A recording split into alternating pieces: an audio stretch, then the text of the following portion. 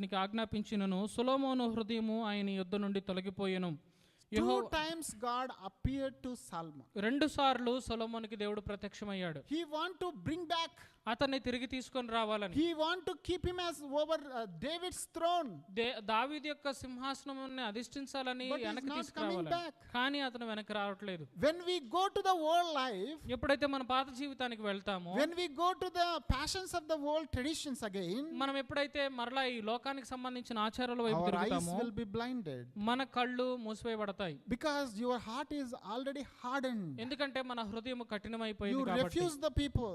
మనము ప్రజల్ని మరి తృణీకరిస్తాం. You try to blame like Aaron. అహరోను నిందించినట్టుగా నిందిస్తాం. You blame somebody else. నువ్వు వేరే వాళ్ళని నిందిస్తూ ఉంటావు. Sometimes you question God. కొన్నిసార్లు దేవుని కూడా ప్రశ్నిస్తాం. You will be more rebellious. మనము తిరుగుబాటు చేసేవారిగా Oh అవుతాం. my dear brothers and sisters, నా ప్రియ సహోదరి